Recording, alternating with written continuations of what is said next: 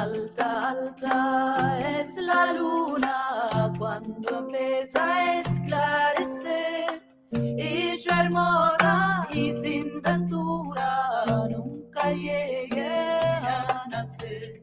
Ella hermosa y sin ventura nunca llegué a nacer. Mis ojos se hincharon de tanto mirar la mar. Vapóricos van y vienen, letra para mí no hay. Vapóricos van y vienen, letra para mí no hay.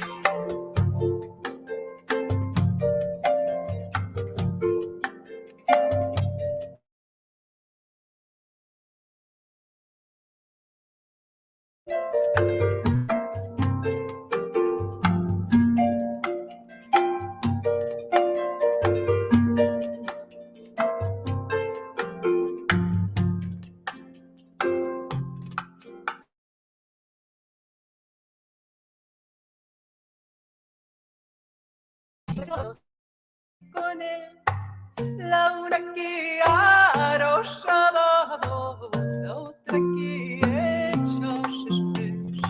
La una que arrollada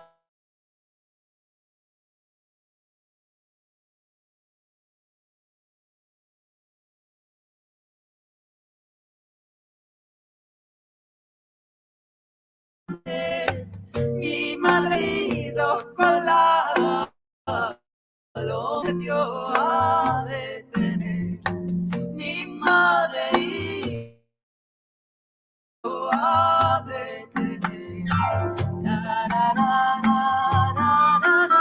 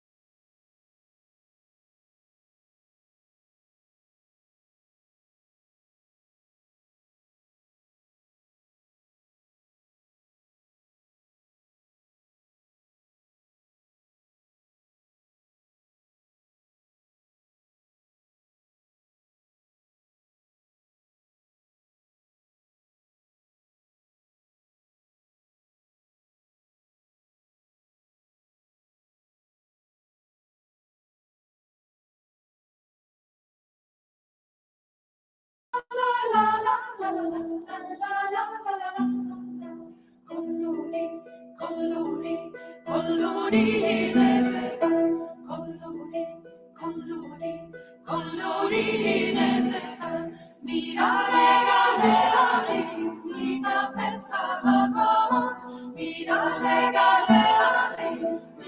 la,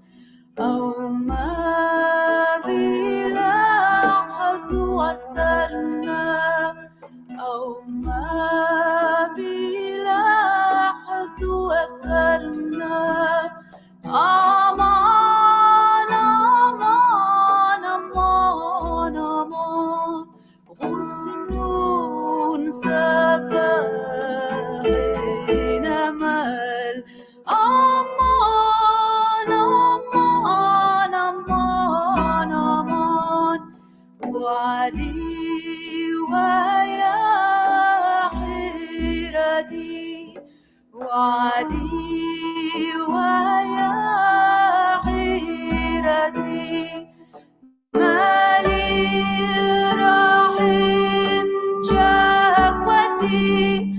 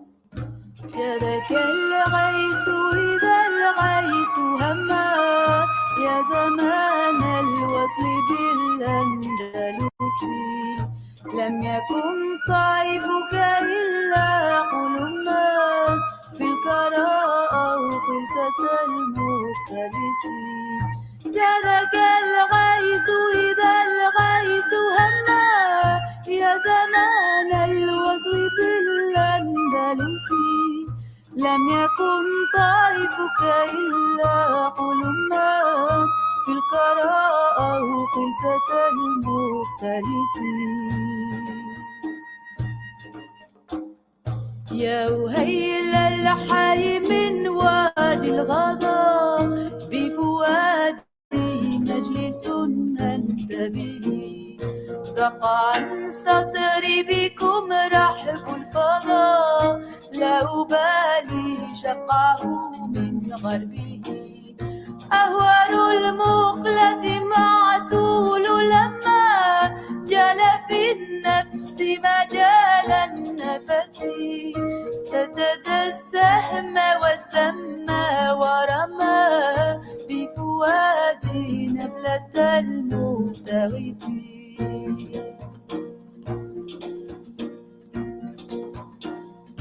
جادك الغيث إذا الغيث هما يا زمان الوصل بالأندلسي لم يكن طيفك إلا قلما في الكراء خلسة المختلس جادك الغيث إذا الغيث هما يا زمان الوصل بالأندلسي لم يكن طيفك إلا قلما في الكراء خلسة المختلس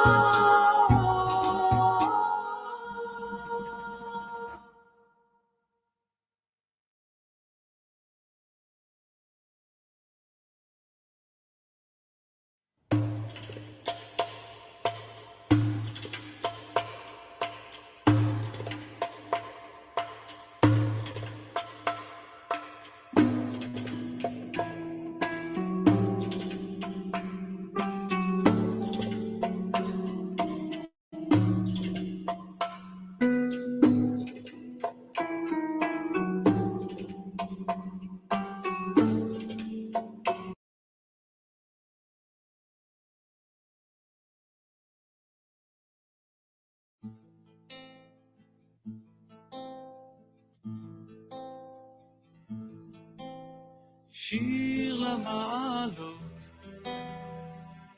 אשא עיניי אל ההרים, מאין יבוא עזרי, עזרי מעם השם, עושה שמיים וארץ, אל ייתן למות רגליך, אל ינום שומרך, הנה לא ינום ולא ישן שומר ישראל, השם שומרך, השם צילך, על יד ימינך. יומם השמש לא יקקה וירח בלילה, השם ישמורך מכל רע, ישמור את נפשך, השם ישמור צאתך ובואך מעתה ועד עולם. שיר למעלות, אשא עיניי אל ההרים, מאין יבוא עזרי,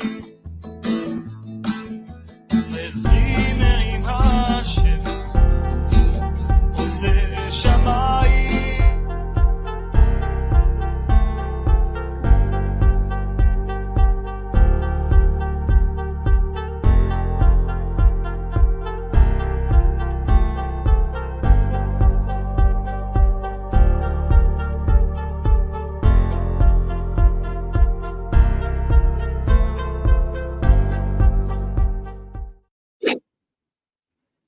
Okay, Shabbat Shalom, everybody. Shabbat Shalom. This is Hakham Melech ben Yaakov of the World Alliance of Qara'im, and I am broadcasting to you from pretty much close to the northern border of Israel. I'm in Katzrin, in the Golan Heights. I'm up here for Shabbat because I am still finding a permanent place to live, and Katzrin is a place I'm strongly considering. And I've had such a nice Shabbat so far. The community here has just been so welcoming. I mean, Shabbat Shalom, Mighty Boy. They invited me over their houses. They're just very friendly, very welcoming, very open.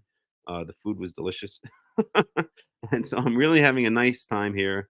And I'm really strongly considering moving here. I'm really strongly considering moving here. And I will keep you guys all updated.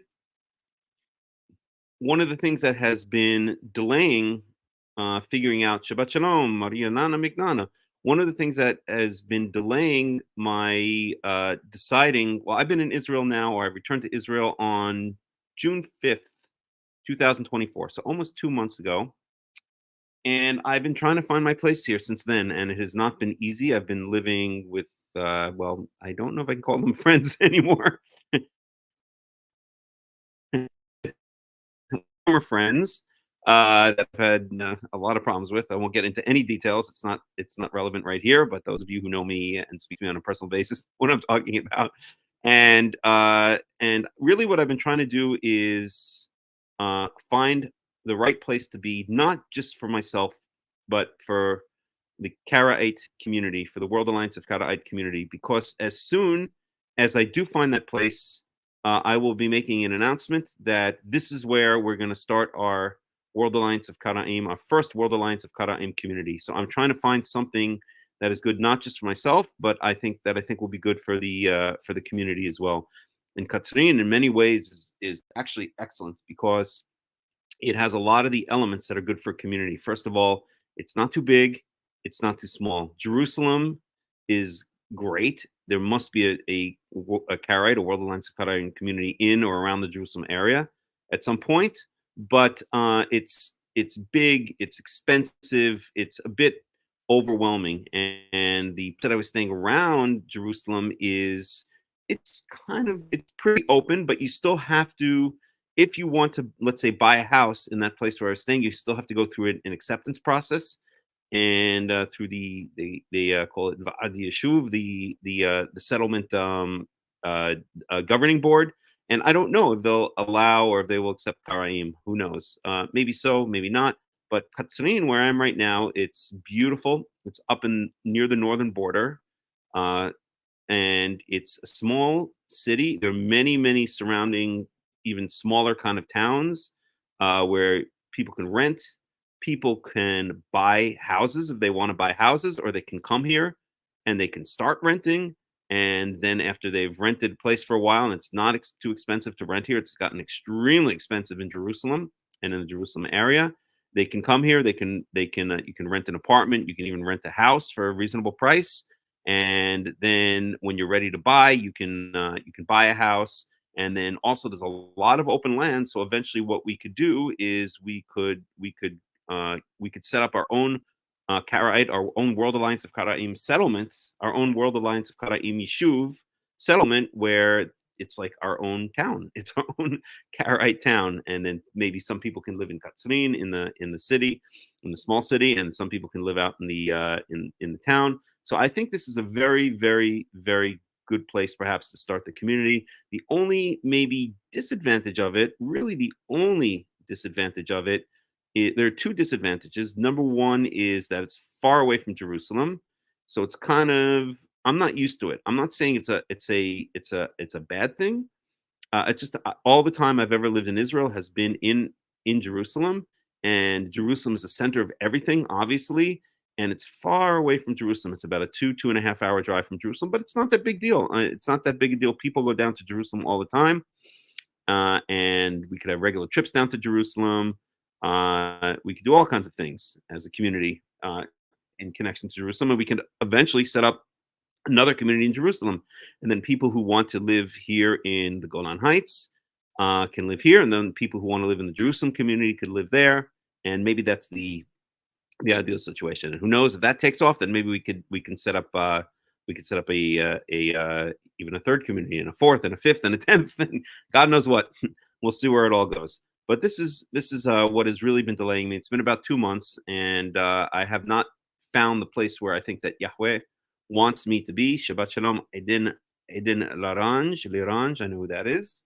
I know all my little nicknames now. I'm getting used to it. So, but this is a place that I'm strongly thinking about. I really think it might be a good place to start this community. It's beautiful up here in the Golan Heights. It's absolutely gorgeous. It's hot in the summertime and it's humid.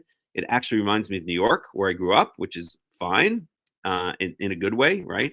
But I think it's a really good place to start a community. There's a lot of nature. It's a very welcoming, open community. It's a city, but it's a small city. The total population of Katsarin is about 10,000 people. So it has all the things you need in a city, but on a very small scale, which means, again, that you don't have to ask anyone whether you want to buy a house here, whether you want to rent here, right? There's no kind of acceptance process as there might be in some of the smaller yeshuvim that I was looking at around Jerusalem. It's not overwhelming like Jerusalem. And that's it. Again, maybe the two disadvantages are that it's far away from Jerusalem and the fact that now there is activity on the northern border. We don't know where that's going to go with Hezbollah. All day long here, you can hear the fighter jets flying overhead. I haven't experienced it yet. I've now been in Katsarin since Friday. I was here also about month and a half ago.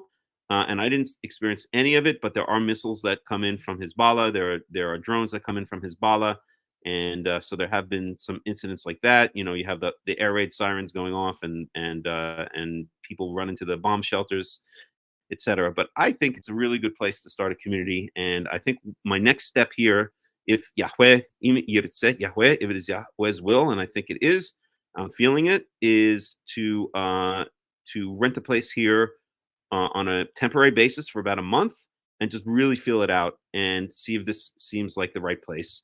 Because again, I feel like I'm not just doing this for myself. I feel like I'm doing this for everyone who wants to join the community as well. I do, and I will consider this community an extended family, an extended family where we all look after each other. We all, we do things together. It doesn't mean every moment of every day. I don't want it to be like some kind of, like some kind of cult, but we're having communal meals together. We're going over each other's houses. We're getting to know each other. You know, we those who have children will feel comfortable, let's say leaving their children with other people from the community for babysitting or having their children play with each other. And then also just being part of the wider community here, which is a very open and welcoming community. There really are. There are a lot of English speakers. There are a lot of Hebrew speakers. There are a lot of Russian speakers here, around with their garb, with their long robes and their squirrel hats on their head. Their streimels. So it seems like a really nice place to start, and I think it's a good place for individuals to come, for couples to come, for families to come, for young people, Aiden Larange, to come and really feel like they're not overwhelmed by a lot of the craziness that goes on in Israel. Again, aside from what's happening on the northern border, but aside from that, it's very, very relaxed and very mellow here. People are very different here. If you've ever been to Israel, if you've ever visited Israel or lived in Israel, you know that people can be very aggressive. They can be very rude. They can be very obnoxious. They can be very inconsiderate. And a lot of that seems to be completely absent here. The people here, it's like living in a different country almost. And because it's up in the Golan Heights, one of the things I love is that a lot of the things I see here down in Jerusalem, everything is made of stone and everything is desert. Here, a lot of things are made of wood. There's a lot of natural surrounding forest, not right in the Katsarin area, but in the Golan Heights. It's just a beautiful place, let's say, to go for an outing. If you want to take your family, there are plenty of places. There are waterfalls and there are cliffs to climb, and there's a lot of historical sites here as well. And it's also very, very close to a bunch of other cities. I didn't realize how close Katsarin is to a number of other cities, such as Tiberias, such as Tzvat, such as Kiryat Shmone, which unfortunately now is pretty much evacuated because of the war on the northern border. And it's also not so far from Haifa It's not too far from Tel Aviv. I think from Haifa it's maybe about an hour and a half or something like that. From Tel Aviv it's maybe 2 hours. From Jerusalem it's maybe 2.5 hours. So this might actually be the perfect place to start the community. I'm going to see what messages Yahweh has to give me. He always tells me what he wants from me. And when I ask him, I don't mean he's talking to me. I don't mean there are voices in my head. No, definitely not. I don't mean that I'm a prophet. What I do mean is he puts me in contact with people who give me the information and give me the direction that I need to take to walk in his path. And he also gives me he shows me things that I need to be seen in order to make these kinds of decisions. So that's what I'm thinking. We will see how it works out. Now, in terms of today's study, I'm going to cut it a little bit short because I was planning to do a full, 2-3 hour study, but I'm going to cut it a little bit short. And the reason I'm going to cut it a little bit short is that I want to go back to the community has a very nice synagogue here. It's a synagogue. It's actually down in a bomb shelter, but the community there is extremely nice, extremely welcoming. And I want to go back to them. They invited me for Sudah Shlishit, for what's called third meal, and I want to join them. So I probably will cut it short. Whoops, I disappeared because of this weird background thingy. I probably will cut it short. So maybe we'll end it, probably, I don't know, even within the hour or something like that. And if so, then next week I'll try to start a little bit early and we'll have a full Torah study. But if that's the way it is, that's the way it is. Any rate, welcome everybody. I'm so glad you're here. And slowly but surely progress is being made with the ultimate goal of us being able to set up a community, build it and they shall come. A community where really we can treat each other with mutual respect. We can respect our differences of opinion, and yet have enough of a continuity. Have enough of a what's the word I'm looking for? Have enough of a I can't even think of the word right now. Have enough of a coming together where we're not all just off doing our own things, right? That we're actually acting as a community. All right, so that with that being said, let's dig into some Torah here. And what I'd like to do is I'd like to continue. Maybe I'm not going to do that today. Maybe I just want to get right into Leviticus because we're not going to have a lot of time. No, let's continue a little bit. I want to continue talking about this issue as to whether the day in the Torah starts at sunset or whether it starts in the morning. And I am, despite the fact that I believe that everyone has the right to express their point of view, and this is really when I established this community, or when I should say took over the World Alliance of Qara'im, because I actually did not establish the World Alliance of Qara'im. It's a long story, but when I took over the World Alliance of Qara'im, it was a basic principle of mine to allow people to express their opinions, to allow people to put their opinions forth, even if they differ with each other, as long as it's done in a respectful way, and as long as it's done with a common goal of trying to come to the truth, trying to understand the truth, because none of us, especially now in these times that we're so separated in so many ways from Yahweh, that Israel is so separated from its God, none of us 100% knows the truth, and we all should have enough tolerance and respect of each other's opinions to realize that we're all on a search for the truth. Obviously, there are red lines. I always give the example: if someone comes along and says, "Hey, let's go worship such and such foreign god," right? This Parshat Pinchas. So the Baal Peor, if someone comes along and says, "Hey," in the group and says, "Hey, let's go worship Baal Peor," that obviously is a red line, and there's some other real red lines. But aside from those red lines, then I strongly believe that people should have the freedom to express themselves, to explore their own path as much as possible, to come with their ideas and with their opinions, and respectfully discuss them, respectfully argue them out, and with a common goal of trying to realize what the truth of God's will is, what the truth of the Torah is. So yes, so with that in mind, let us talk about, and I agree with you, of course, Aiden Orange, sunset to sunset. So why did I say that? I said this because I wanted to say that although I completely allow and respect other people's to express their opinions, that I personally strongly disagree with this idea that the day in the Torah starts from, as is now being expressed by Dr. David Polina, who I say this only in the most respectful way. a very knowledgeable person, and some other people. Oh, you're leeching. Is there a good connection here? Can everybody hear me? Can we get a sound check? I just want to make sure because I'm having some problems with the internet right now. Guys, can you hear me? Aiden Orange, can you hear me okay? Whitey boy, can you hear me okay? Can you guys hear me and see me okay? I just want to make sure that we're not losing internet connection here.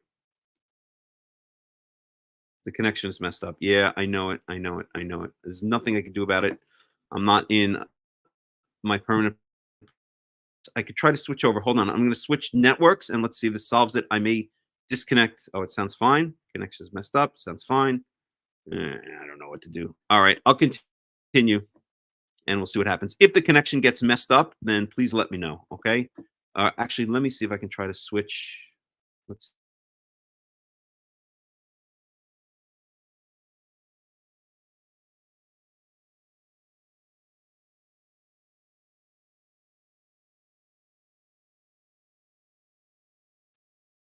Okay, we're back. I don't know if this is any better. Let's see. We're on this. All right, that's how this works. Keeps freezing, huh? It's good now. It's a little bit better. Okay, I don't know how it works. I don't know. Let's see what happens. We'll give it a shot. Okay, so let's talk about this issue about whether the day starts in the evening or whether the day starts in the morning. I strongly believe that the day starts. Oh, I see it freezing. Shoot. No, it's not good, huh? Good, not freezing. Good, not freezing. Freezing, not freezing. All right, I'll continue with this connection and we'll see what happens. Okay, if it looks like it's freezing, please let me know. Okay, so I believe that the day starts in the evening, not in the morning. I think it's a mistake to think that, and eventually I will set up a debate with Dr. David Polina, but we're not going to do that today, obviously. And I think what I'd like to do, let's see. Let's do this. Let's play a little game here. Does the Hebrew day start in the evening? Let's see. Why do Jewish days believe in nightfall? That's Chabad. We're not going to trust them. Chabad, the day begins with the night, from sunset to sunset. When does the biblical day begin? Scholars long believe that. Oh, you know what? Let's do this. Okay. Let me grab David Polina's last post from WhatsApp. Let me grab it and go through it and see what he has to say. And let's see if we can,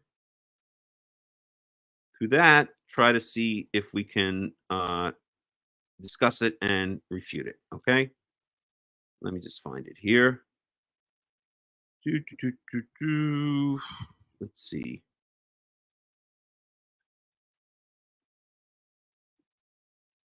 Let's see.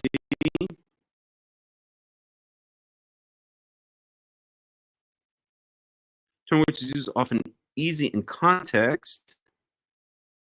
The same direction of the night following the day being. It's not working. Oh, it disappeared.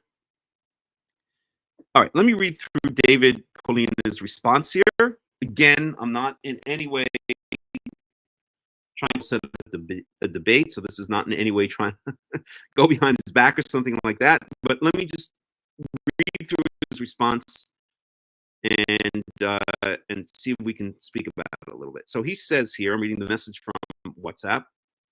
He says, Melech, you're 100% correct that the Torah uses Yom, day, in different ways as a calendrical day date, allegorically, right? And that's what we spoke about last week. We looked at the word day, we looked at the word Yom in the Torah, and we saw that it can mean different things. And we need, I've reset 3 times already, back, have to leave, re-enter, have to leave, re-enter. I hope it's working okay now. And we see that day can mean different things, just like it can in English. We gave the example last week, okay? So, all right, let me just read on. Determining which is in use is often easy in context. And then he said, hello, יניח ממנו עד הבוקר.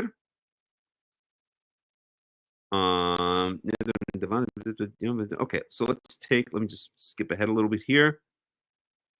Okay. The same direct joining of a night following the day being the same day can also be found in Vayikra 22:30. So let's look for a second. Let's grab that. Let's look at Vayikra 22:30. That's Leviticus chapter 2, verse 30. Here, Leviticus chapter 22, verse 30. Let me share the screen.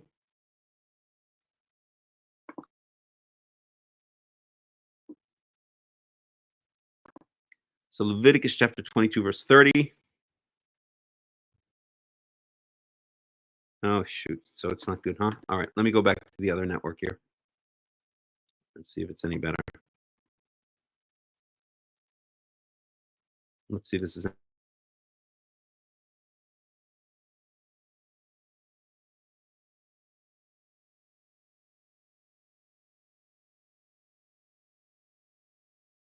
Let's see if this is any better. All right. I switched back to the other network. I don't know if it's any better right now. Okay. I hope so. If not, we'll just have to cut the Torah study short because there's nothing I can do anyway about this. Okay. Can you guys hear me and see me now?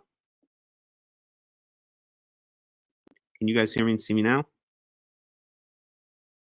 Yes? Okay. Then I'll leave it on this network and that's it. Okay. So we are now looking at Leviticus 22:30. Leviticus 22:30.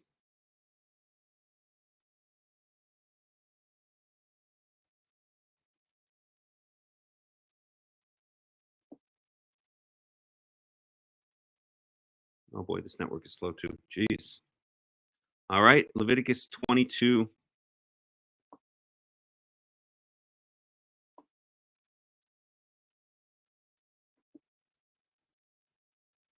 Let me just bring it over to the Hebrew here.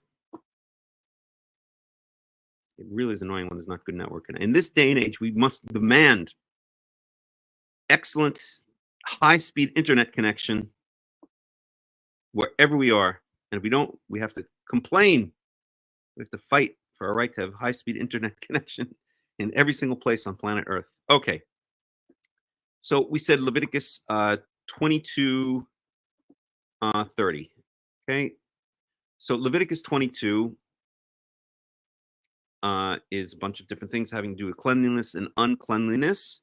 And here it says in 30, okay, let's start in verse 26.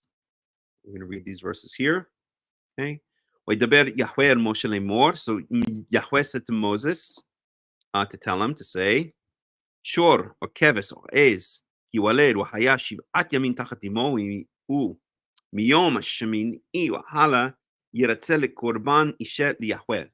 In short, what it says is that a baby animal, whether it's a bull or a sheep or a goat, it must remain, or it has the right to remain with its mother for 7 days, and then only on the 8th day can it be brought as a sacrifice. Okay, so this is a law that has to do with kindness to animals. In my opinion, there are many laws in the Torah that have to do with kindness to animals. You don't rip a little baby away from its mother, and it's painful to the baby, and it's painful to the mother as well.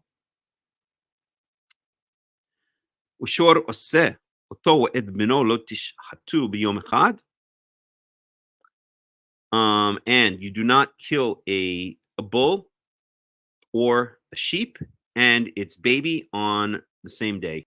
That also is respect. In my opinion, that has to do with respect for, you don't wipe out a family. You don't commit genocide against an animal family, right?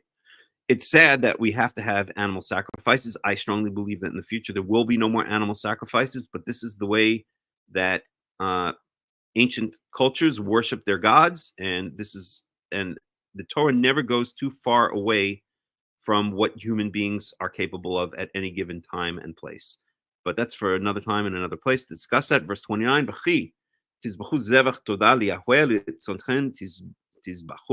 and when you bring a slaughtering, a thank you slaughtering, a thanks, and thanks, remember, is one of the modes of the peace. Remember, this third type of sacrifice that we studied is the shlamim, the peace or the fellowship offering.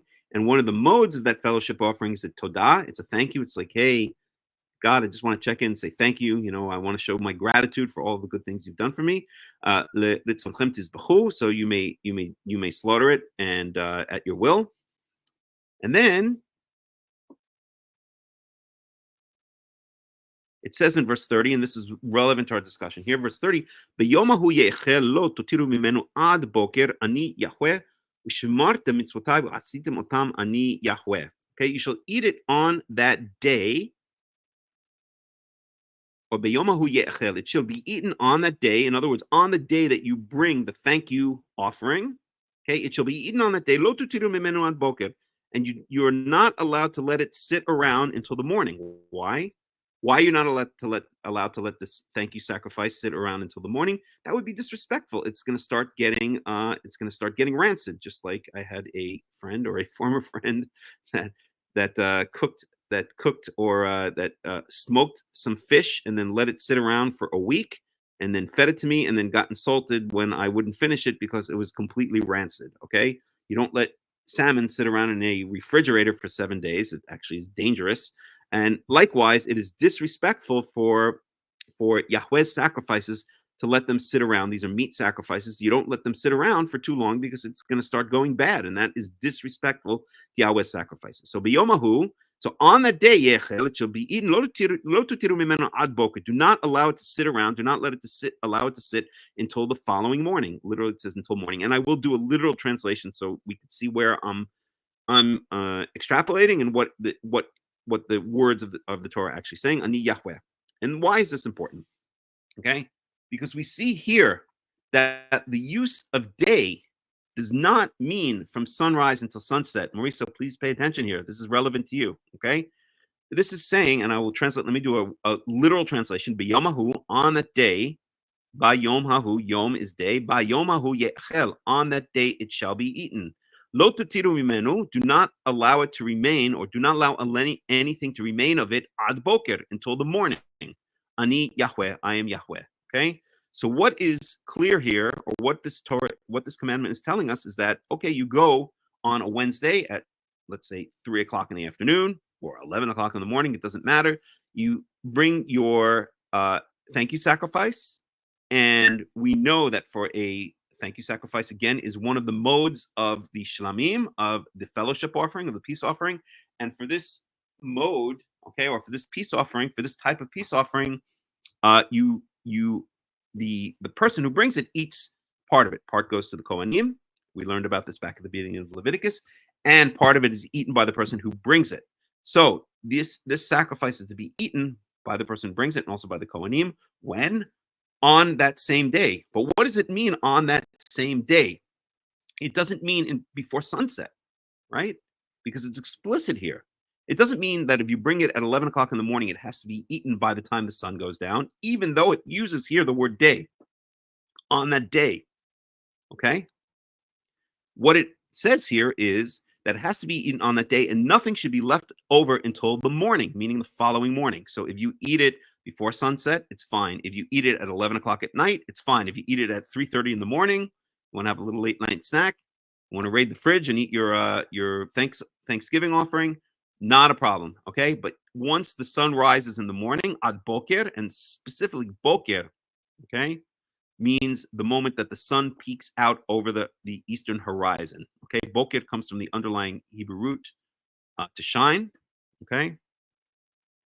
From bakar. Let me just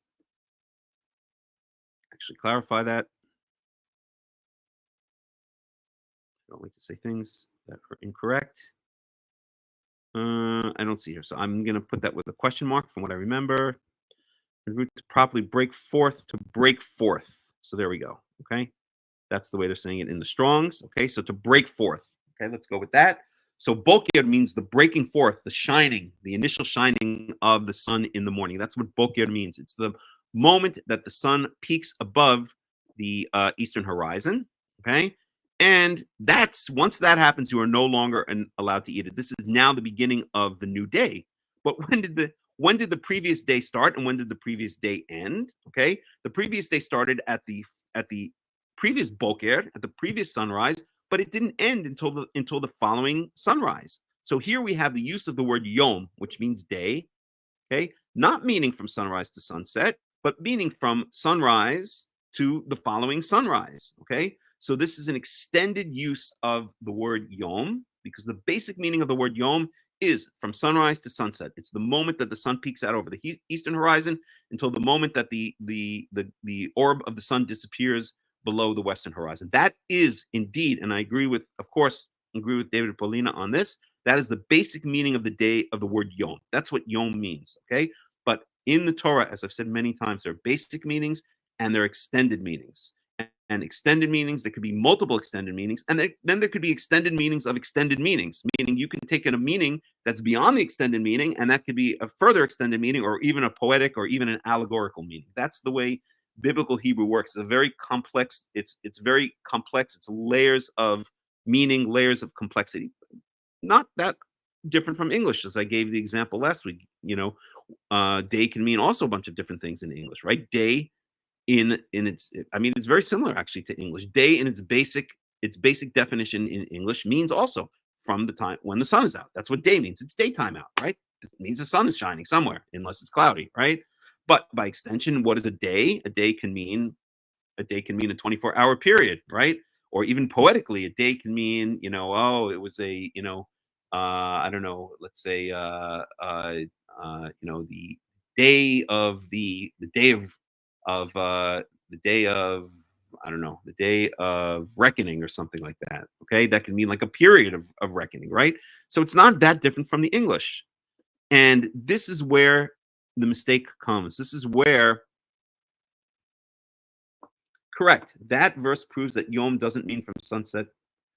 Oh, okay, you're right, Mauricio. That you're 100% right. Okay, that verse does not prove that Yom. The first, let me just read what you said. And the verse proves that Yom. Correct. I agree with you 100%. I agree with you 100%. The word Yom can mean different things in different contexts. Okay, my point is that this verse proves that Yom, in this case, means from sunrise to sunrise. Okay, but what we're trying to say, or what many people are trying to say, and I believe what you're trying to say, is that if it speaks about Yom HaShabbat, that we're not supposed to do work on Yom HaShabbat, okay? You're saying, if I'm not mistaken, and David Polin is saying, if I'm not mistaken, that means from the time the sun rises on Saturday morning until the time the sun sets on Saturday, okay? From sunrise to sunset on Saturday, okay? So what I'm trying to show is that the word Yom doesn't only mean from sunrise to sunset. You're right. In this case, it means from sunrise to the following sunrise. But that already is showing that when the word Yom is used, it does not always mean from sunrise to sunset. Okay, I'll repeat it again to make sure it's clear what I'm saying. Okay, the contention of those who say that, I'll give the example of the Shabbat. The contention of those who say that the Shabbat, that Milacha should not be done from sunrise Saturday until sunset Saturday, is because the word Yom means from sunrise to sunset on the same day. Okay, but right? So what I'm trying to say here is that the word Yom doesn't always mean from sunrise to sunset. In this case, it does not mean from sunset to sunset. It means from sunrise to the following sunrise. It means a 24-hour period. But again, this is because in this particular verse, the extended meaning of Yom that we can derive contextually is clearly from sunrise to sunrise, a 24-hour period from sunrise to sunrise. But that doesn't mean, oh, you think Shabbat should be from sunrise to sunrise? I'm confused. You think so? Let me clarify your point of view. So you believe that Shabbat should be from Saturday morning until Sunday morning? This is what you believe, Mauricio? From Saturday morning until Sunday morning? Is that correct?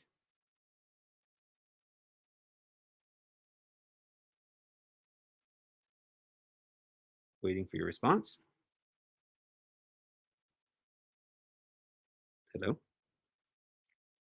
Okay, all right. I thought you believed that it was from Saturday morning to Saturday night, but it doesn't matter because we'll get to other verses where it's clear that Yom can mean from evening to evening. Okay, and I already showed some verses before, but let's just go through again. I'm bringing some of the verses that David Polina brings. But the first thing to notice is that the word Yom here is an extended meaning of the basic meaning of Yom. The basic meaning of Yom is from sunrise to sunset. Here we have an extended meaning, and clearly the extended meaning means from sunrise until the following sunrise. And I'll read the verse again. Okay. Bayomahu lo tutiru mimena ad boker ani Yahweh. On that day, it shall be eaten. That the thank you sacrifice shall be eaten. You shall not leave any of it over until the following morning. Okay. So in this case, it's an extended meaning of the word yom, and it does mean in this case 100%. It means from sunrise to sunrise. But that doesn't mean that it always means from sunrise to sunrise. In this case, it means from sunrise to sunrise. And why does it in this case mean from sunrise to sunrise? Because the extended meaning of the word yom can mean a 24-hour period. It's not a set 24-hour period. Depending on the context, it can mean from sunrise to the following sunrise, or it can mean from sunset to the following sunset, or it can even mean other times, some other time to another time, 24 hours later. Okay, so the basic meaning of yom is from sunrise to sunset. It's when the sun is out. The extended meaning is a 24-hour period. In this case, you are correct. The 24-hour period is from morning to the following morning, from sunrise to the following sunrise. Let me just drink for a second. But that's not always the case. When it's a 24-hour period, it's not always the case that it means from sunrise to the following sunrise. And we gave an example last week. And if I remember correctly, that was in, well, let's do this. That was in Leviticus 23, where we saw that the word yom is used to refer to the 24-hour period of evening to evening. Well, why don't we do this? Let's go over, I'm going to grab this word yom. Let's go over to the BDB, which is a very good lexicon. Okay.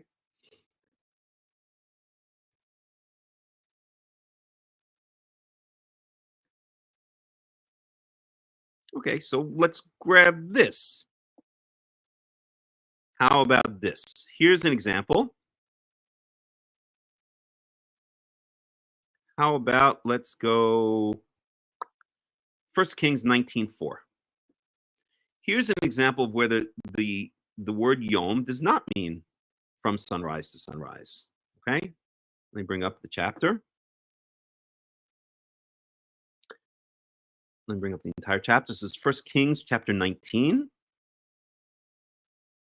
So get the whole chapter up. 19:4. And this is the story of Elijah when he's fleeing Jezebel. I actually just read this morning in the Beit Knesset. It's the Haftorah for this week's Parsha. And it's a very interesting story, but we won't get into the whole thing. But let me start here in verse 1. So we're in 1 Kings chapter 19. Verse 1, Vayaged Achav le'Izebel, and Achav, that's Ahab. You guys all know King Ahab, right? Not a good king.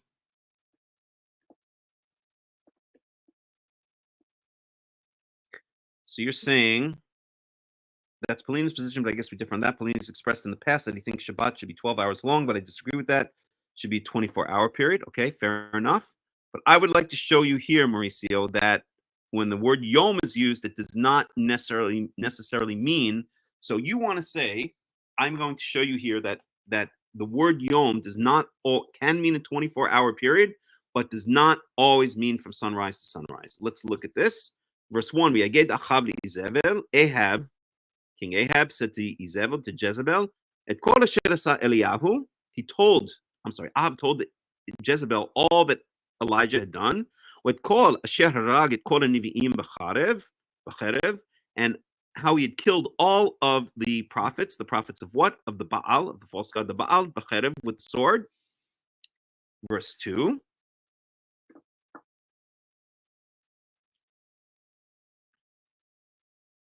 Wa tishlach Izebel malach el Eliyahu, and Jezebel sent a messenger to Elijah, lemor, saying, Ko ya'asun Elohim v'ko yosifun. I literally just read this chapter earlier today. So shall God do to you, and even more, ki ka'et machar asim et nafshecha kenefesh echad mehem. This is a very typical Hebrew construct. I'll try to translate into English. So shall be done to you, and even more, if by tomorrow you are not like one of them. What is he talking about? Or what is Jezebel talking about Jezebel sent a message to Elijah saying, you killed all the prophets of the Baal, of this foreign god, the Baal, and by tomorrow you're going to be where they are. You're going to be dead, just like they are, okay?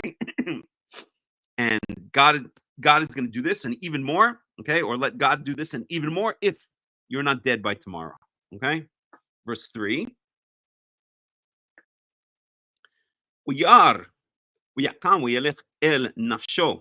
So Elijah was scared, okay? He feared, he got scared, and he arose, and he fled for his life. Yavo Be'ersheva, and he came to Beersheba. Beersheba is a very famous place, already going back to the time of Abraham and Isaac. It's already mentioned.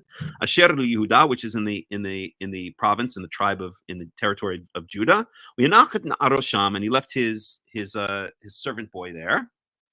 Okay, verse 4, and this is where it uses the word Yom. I hear the fighter jets up above. I hope I don't hear boom soon. V'hu alach b'midbar derech Yom, and he went into the wilderness, a day's journey. Okay, v'yavo v'yeshev tachad rotem, and he came to a place and sat under a rotem. A rotem is a type of plant. In modern Hebrew, the rotem plant is usually translated, I believe it's called the broom bush. I don't know. Again, we would have to sit here and analyze. Here they translate it also as a broom tree. It's just a beautiful, let me actually bring it up. It's one of my favorite plants. It has a beautiful smell. It comes out in the late spring in Israel. Maybe it grows where you are. No, that's not it. That is not a broom bush. That's a broom brush. Let's try a broom bush. There we go. So I don't know if, again, there are all kinds of different interpretations as to what it might mean. We're going to leave that for the academic professors to figure out what the different. Anyway, those are some pictures of the broom bush. It comes out in Israel in late spring, around mid-April, and early to mid-April, and has an absolutely just a mesmerizing smell. At any rate, so I'll finish off the verse, and then I'll explain why this is relevant. Okay, so Elijah's fleeing from Ahab and Jezebel. He runs out into the desert, into the wilderness, and he comes to a certain place, and he sits under a broom bush. Okay, whoops, where are we? We're here. Okay, Waish alet nafsho namut, and he wanted to die. Again, I'm paraphrasing here because the Hebrew is yishalet nafsho namut. Literally, it means he requested from himself to die. He wanted to die. Yomer ra'arvata Yahweh, and he said, "You've gone too far, Yahweh." Whoops, why is my mouse not working? Okay, whoa, get back your mouse. Ravata Yahweh, you've gone too far, Yahweh. Okay, kach nafshi ki lo tov anochi me'avotai. Take my soul. In other words, kill me. I've had enough. Okay, ki lo tov anochi me'avotai, because I'm no better than my forefathers. Okay, in other words, you can't expect more from me than my forefathers. You're putting me through all this, and you're expecting something special from me. I'm just a regular dude. I can't put up with all this craziness of Ahab and Jezebel coming after me and threatening my life, because I did what you wanted. I did your will by killing off the prophets of the Baal, of this foreign god, the Baal. Okay. So why is this relevant to our discussion? Why is this relevant to our discussion? It's relevant to our discussion. Let me close Leviticus 22 for a second, because in this verse we have the use of the word yom, okay, meaning a 24-hour period, but it does not mean from sunrise to sunrise. Okay, verse 4. I'm going to read it again. So this is Elijah fleeing from Ahab and Jezebel. V'hu alach b'midbar derech yom. So he fled into the desert for a day's journey. Okay, or for the derech is a journey or a stretch of distance that lasted for a day. In other words, he fled for a day. Okay, a day's journey. In fact, let's get a standard English translation for this. Okay, so this is 1 Kings 19. We'll get the NIV. Okay, 1 Kings 19:4. Okay, so Elijah was afraid and ran for his life. When he came to Beersheba in Judah, he left his servant there while he himself went a day's journey into the wilderness. So here we have Mauricio and everyone else listening. Here we have the use of the word Yom in chapter 19, verse 4.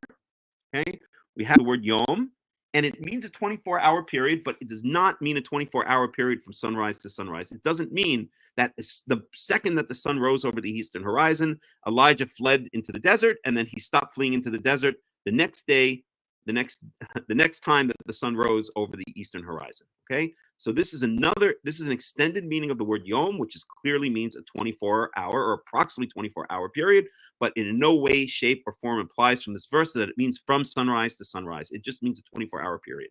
Okay, he could have started at 3 o'clock in the afternoon and gotten to Beersheba. He could have gotten to Beersheba. I'm sorry, he was in Beersheba, and then he fled out into the desert. He could have gotten to the rotem tree, to the broom bush tree, the next day at around 3 o'clock. Okay, so here we have the use of Yom. I'm going to repeat it again because it's so important. The word Yom here means a 24-hour period, but it does not mean sunrise to sunrise. Okay. Okay.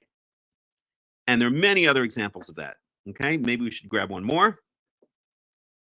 No, it doesn't mean a 12-hour daylight period, because if it's a 12-hour daylight period, Mauricio, then this would imply that this verse means that he started fleeing the second that the sun rose, and then he got out into the desert exactly when the sun set. But that's not the context here. Okay, derech yom, okay, a day's journey.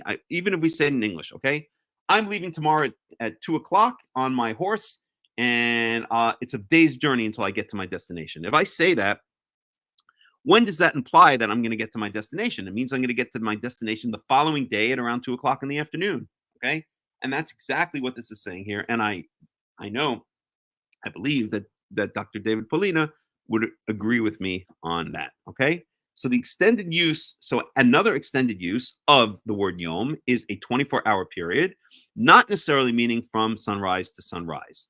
And that is the first hint. That should be the first hint that when we speak about a day in the Torah, it's contextual, and it can mean a 24-hour period, but it does not have to mean from sunrise to sunrise. Okay.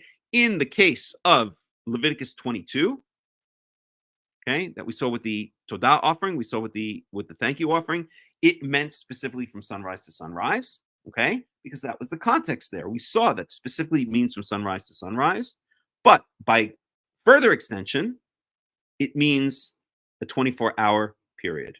Okay, so the basic meaning of Yom is a 12-hour period from sunrise to sunset. Okay, an extended meaning of Yom is a 24-hour period, and that 24-hour period, depending on the context, can mean from sunrise to sunrise. It can mean from sunset to sunset, or it can mean from 3 o'clock in the afternoon to 3 o'clock in the afternoon. Okay, let's take another example. Let me see if I can find another one. Denote duration of various other acts or states: 7 days, 40 days, 150 days. Okay, let's see, defined by evening and morning. That's all in Genesis. Oh, day of the month.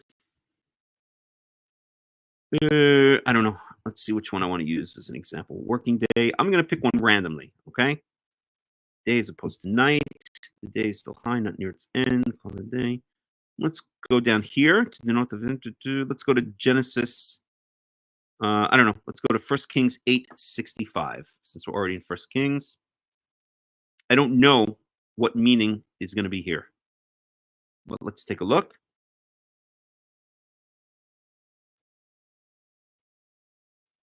And then I will sum it up by showing a verse again where it clear. Let me do that right now. Let me go to, I believe it's Leviticus 23, if I remember from last week correctly.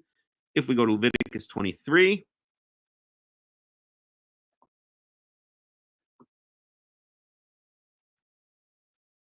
let me just grab the English for a second.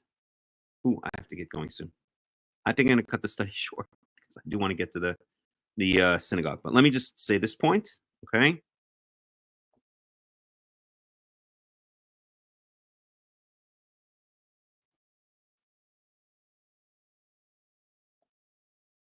Okay, so I'm going to read this in the English, okay? And this is what we brought last week.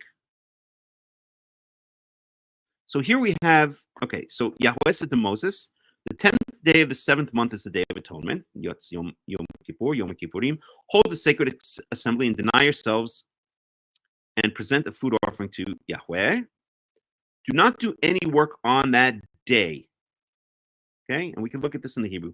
Don't do any work on that day. So what does that mean when it says don't do any work on that day? Okay, well, it means the 10th day of the 7th month. Okay, that's the Day of Atonement. Don't do any work on that day. So the word day can mean a bunch of different things. Don't do any work on that day. Does that mean a 12-hour period from sunrise to sunset on the 10th of the month? Does it mean a 24-hour period from morning till morning? Does it mean a 24-hour period from evening, from sunset? Or I should say, does it mean a 24-hour period from sunrise to sunrise? Does it mean a 24-hour period from sunset to sunset, which I believe it does, and I'll explain why in a second? Does it mean a 24-hour period from 3 o'clock in the afternoon to the following 3 o'clock in the afternoon, right? We saw that day can mean a bunch of different things. Or does it mean some kind of allegorical meaning, like a period, like an era, an epoch?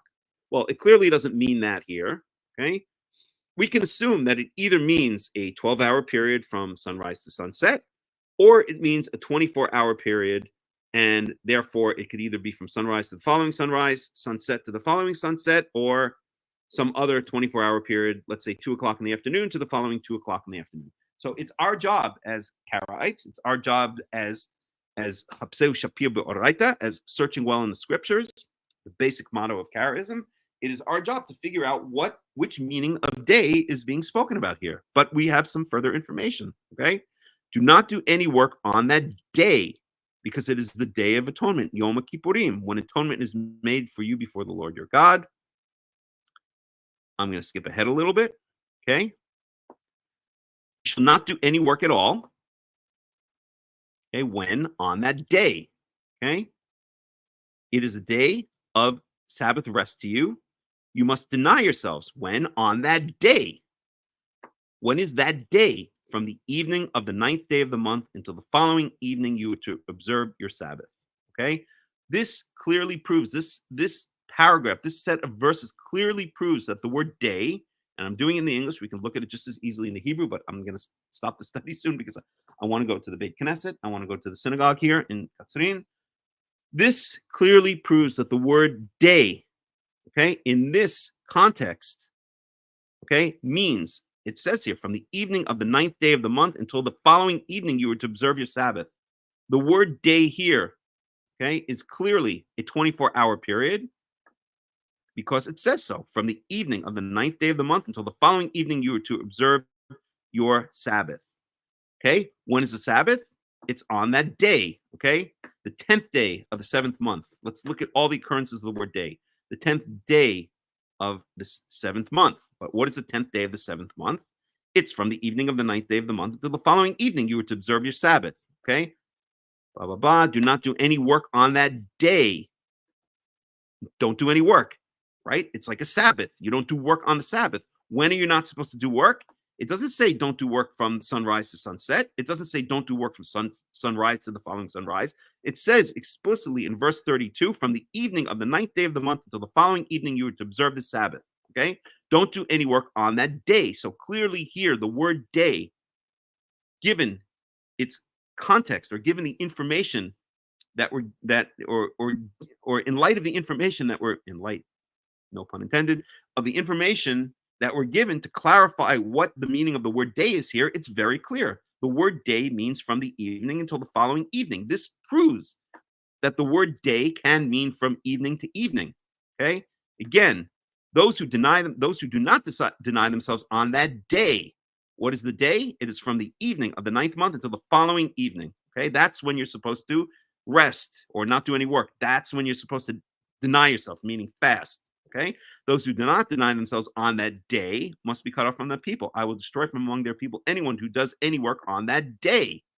You shall do no work at all. This is to be a lasting ordinance for the generations to come where you live. It is a day of Sabbath rest for you, a day of Sabbath rest. Okay? It's saying a day of Sabbath rest. When is the Sabbath? This day of Sabbath, when, not the Sabbath, this is Yom HaKippurim. It's being called the Sabbath. It's being called the Shabbat. When is this day of Sabbath rest? From the evening of the 9th day of the month until the following evening you were to observe your Sabbath. It's clear as day. No pun, this time, pun intended, okay? That the word day here means, of course, Yom is mentioned. Mauricio, it's mentioned. It's mentioned how many times in this paragraph? Let's count it. 1, 2, 3, 4, 5, 6, 7, 8. It's mentioned 8 times, the word day. And every time it's mentioned, okay, actually, in this case, it's not, because it's clarifying the meaning of the word day in the other 7 times. So of the first 7 times it's mentioned, it's clear that the context is, because we're told explicitly here in verse 32, from sunset on the 9th day, which begins the 10th day, because the 10th day of the 7th month is a holy day of atonement. When is this 10th day of the 7th month? It's explicit here, from the evening of the 9th day of the month into the following evening. When the sun sets on the 9th day, this begins the 10th day. Okay, until the following sunset. This is the 10th day. This is the day that you afflict yourselves. You don't eat. This is the day that is a Shabbat. This is the day that you don't do any work. The day. What does this day mean? It means a 24-hour period starting on the evening of the 9th day of the 7th month and ending on the evening of the 10th day of the 7th month. And it can't be any more clear than that, in my opinion. Okay. But then it clarifies the 9th of the month, which is contradiction of reckon from no. So let me explain. Okay, I see what you're saying. I believe I see what you're saying, and then I really have to stop the study. I have to get to the synagogue. But let me say this one last thing. Okay, it's from the evening of the 9th day. So what does it mean in Hebrew? Let's look at the Hebrew for a second, and then I'm gonna end the study early. I'm sorry, I'm not gonna be able to get to the rest of the stuff. We're gonna end the study early. But let's look at it very briefly. So this is Leviticus 23:32. Okay.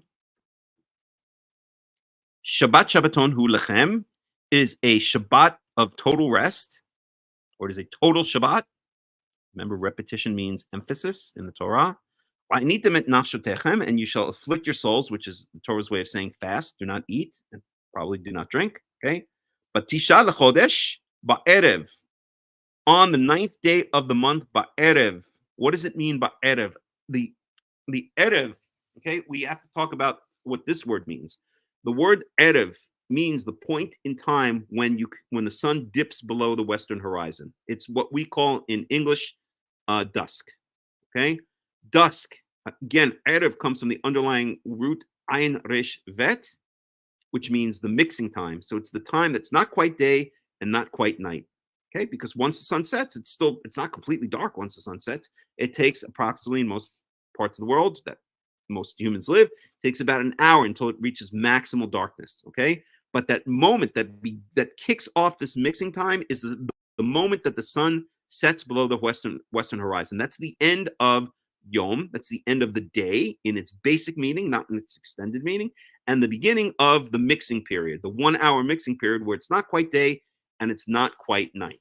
So once this mixing period starts, the Torah is saying that this is when we now start celebrating Yom HaKippurim. And when do we do it? We do it on the 10th day of the month. In other words, what the Torah is saying is that once that sun sets below the western horizon, this is now the end of the 9th day, okay, and the beginning of the 10th day. That's all this is saying. It means on the 9th day, once the sun sets below the horizon on the 9th day. Implication, that's when the 10th day starts. Erev ad erev, from sunset to sunset. Okay, tishbatu shabtechem. And actually, I would say this actually doesn't mean from sunset to sunset. I would say it means from sunset on the 9th day until the end of the mixing time. It literally means from the mixing time to the mixing time. Okay, but it really means from the beginning of the mixing time on the 9th day when the sun sets below the horizon, signifying the beginning of the 10th day, until the end of the mixing time on the 10th day, after when the 11th day has already started. Okay, again, the mixing time is not quite the 9th day, it's not quite the 10th day, and This plays out in the language of the Torah. We also see it when we speak about Passover. Okay. No, we also let me just close this WhatsApp. It's bothering me. We also see this above. Oh my God. We also see this above when we speak about Passover. Okay, that the Passover offering is to be brought on the 14th day. Ben Arba'im. That's the same way of saying erev. It means between. Ben Arba'im literally means between the mixings. It means from the beginning of the mixing time to the end of the mixing time. In other words, from sunset to total darkness. That's when you bring the Passover offering on the 14th. But then, and that's another proof in my opinion, but I'll get to it another time. At any rate, okay, all this is saying is that once the sun sets on the 14th, okay, I'm sorry, that's Passover. Once the sun sets on the 9th, that signifies the beginning of the 10th day. And from that sunset until the following sunset, or until the following total darkness, that's when Tishbatu Shabtachem, that's when you shall celebrate this Shabbaton, this day of total rest, which is Yom HaKippurim. Okay, Yom HaKippurim. That's what the Torah is saying, Mauricio, and it's quite clear. They shouldn't clarify it if it was common to start it the sunset the day before, right? And that is usually the refutation, but I think that the reason that it's being clarified here, okay, is that for exactly what you're saying, okay, that Yom can mean different things. It can mean different things. We saw it can mean different things. And the Torah, because this is such an important holiday, the Torah wants to clarify which meaning of Yom is meant here. Clearly, I think, okay, the meaning of the word Yom throughout this paragraph is from sunset to sunset. Okay, and the Torah is saying it explicitly here because it's such an important holiday, right? It's the most important holiday one can claim of the holiday cycle. That the Torah is saying, well, we know that the word Yom can mean different things. It can mean sunrise to sunset. It can mean sunrise to sunrise. It can mean 3 o'clock in the afternoon to the following 3 o'clock in the afternoon. It can mean an epoch or an era. It can mean a lot of different things, but we want to make absolutely clear which of the meanings we're talking about here, and that is the meaning of evening until evening, from sunset until the following sunset.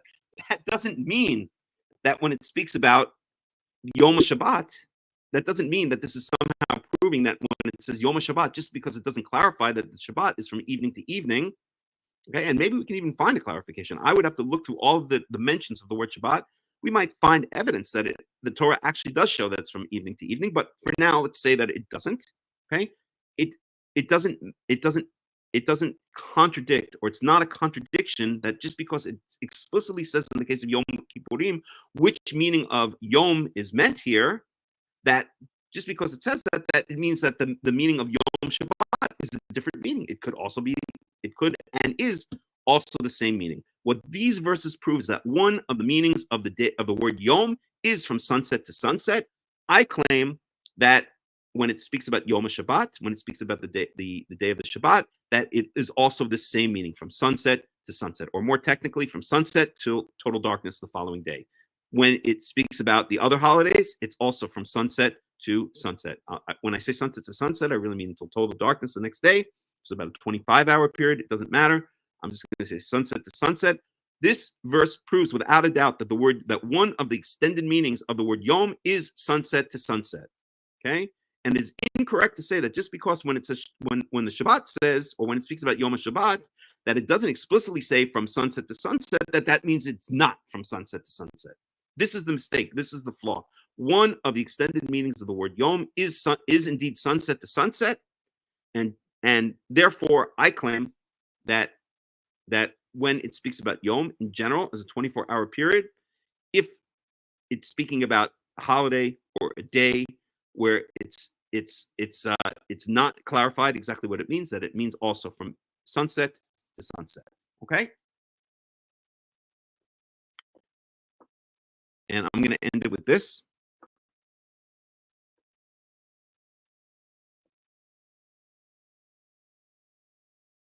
They do specify for other feasts. Again, I'm not ignoring the Boker from Bereshit. I've explained before this is also, I wish I had more time to get into it. I will get into it. When it says Vayhi Erev, Vayhi Boker, this is the way of saying a 24-hour period. Vayhi Erev means there was an evening, which began, or there was a period of a 12-hour period which began in the evening and lasted until Boker, until the morning. And then there was a 12-hour period which began in the morning and lasted until the following evening. Vayhi Erev, Vayhi Boker is speaking about a 24-hour period broken into two 12-hour periods, evening to morning, and then morning until the following evening. Okay? I'm going to end it at this. I'm sorry we didn't get to the rest of the stuff. We will get to the rest of the stuff next time, hopefully. We'll start the Torah study earlier, but I think this was important. I cannot emphasize enough, Mauricio, that how can I explain this? Your point of view, in my strong opinion, is coming from too literal a reading into the words of the Torah. The words of the Torah are not literal, they're contextual. And words can mean different things in different contexts. It is our job as Karaites, it is our job as students of Torah and students of biblical Hebrew to figure out which meaning is meant. And I think it's 100% clear. I mean, I don't think anyone would argue about the meaning of the word Yom in the case of Yom Kippurim, and I can also show you in the case of Passover, is 24-hour period from evening to evening. And I would say that when it's speaking about days in general, in other words, the 8th day of the month, the 9th day of the month, the holidays, the Shabbat, etc., it also has the same meaning. And we can actually, let me put it in more straightforward terms, we can actually extrapolate that if it's speaking about, if Yom HaKippurim is a holiday, is one of the Chagim, is one of the Moadim, and by the way, Shabbat in Leviticus 23 is listed as one of the Moadim. You can see that at the beginning, okay? These are my appointed festivals. And then the first one is Shabbat, okay? So I can show you. So we know that the Moed called Yom HaKippurim starts in the evening, ends the following evening. I can show you, if we had more time, that it's the same for the first day of Passover. It's clear from the context there. Therefore, we can extrapolate that all of the appointed festivals start in the evening and end in the following evening, okay? And Shabbat is included in the Moedim. It's included as one of the appointed times, as one of the appointed festivals, okay? Shabbat,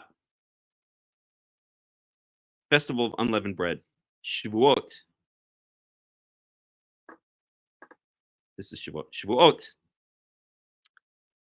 Yom HaTeruah, the Festival of Trumpets. Yom HaKippurim, and Sukkot. These are all in Leviticus 23. They're all in the same chapter, okay? So we can extrapolate without too much of a stretch of the imagination, boy, oh boy, do I have to go, that if one can be proven to start in the evening and end the following evening, and I can show you that actually two from the context can clearly be proven to start in the evening and end the following evening, because I can show you that Passover also is definitely starting in the evening, and the first day of Chag Matzot, I should say, the first day of unleavened bread is also starting in the evening and ending the following evening. Then we can extrapolate that all of the Moedim, all of the appointed times, Sabbath, Passover, Shavuot, Yom HaTeruah, Yom HaKippurim, and Sukkot, all begin in the evening and end the following evening. And with that, I'm going to end. To be continued, as you said, I will cut the study short because I want to run to the Beit Knesset, and I will wish everybody a Shabbat Shalom and a Shavuot Tov, to be continued, as you said. Okay? Shabbat Shalom, Shavuot Tov, everybody. Bye-bye.